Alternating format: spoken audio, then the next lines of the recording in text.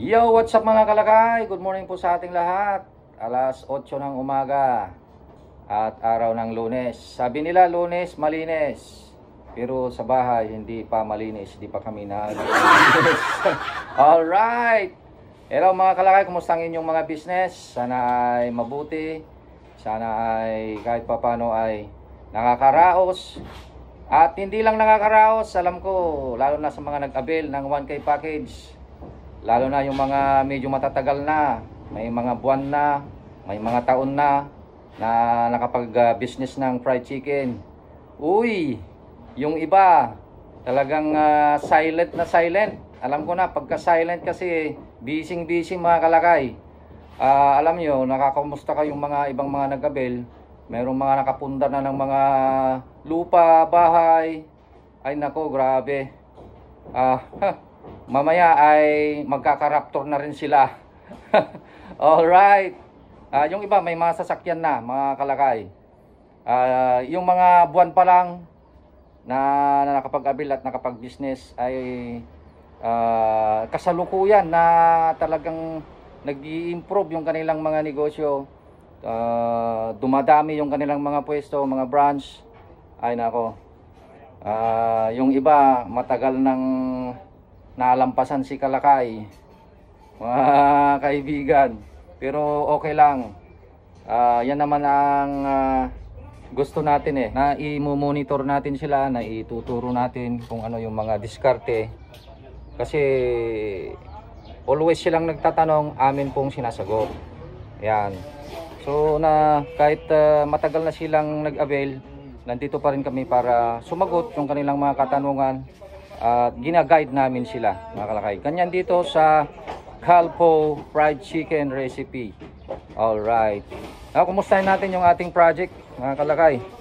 Meron kasi tayong pinapagawa dito, bagong project Nag-i-extend tayo ng ating bahay kasi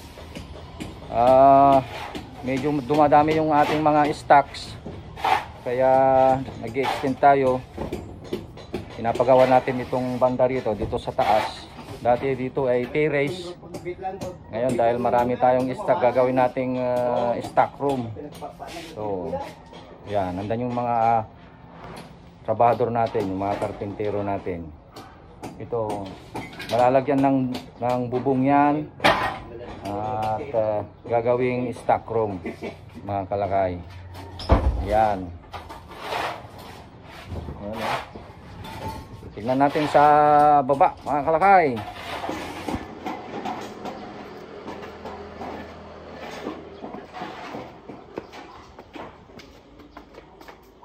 Ito na yung ating garahe, mga kalakay.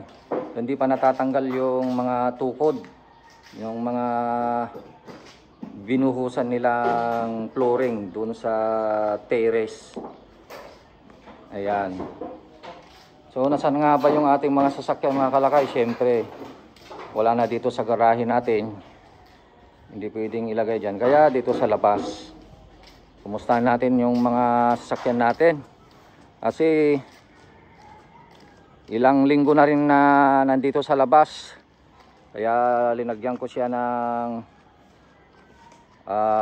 kung dito yung postal sako,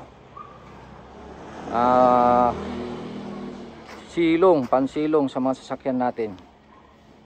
Ayan yung bago nating sports car, mga kalakay. Yung Raptor natin nandito. Alam nyo itong dalawang sasakyan lang ang mga nagagamit namin Yan, Raptor tsaka yung sports car. At yung ating pinakaunang sasakyan, ito, Toyota Hiace Commuter, hindi na nagagamit. Yan. Parang meron ng mga lanot, mga halaman na nagaano sa kanyang gulong. Yan, binalutan ko konti para hindi naman madirekta sa araw. Dito yung ating mga sasakyan, guys. Yan. Tatagal pa siguro ito ng mga 2 months. bago maibalik doon sa garahe.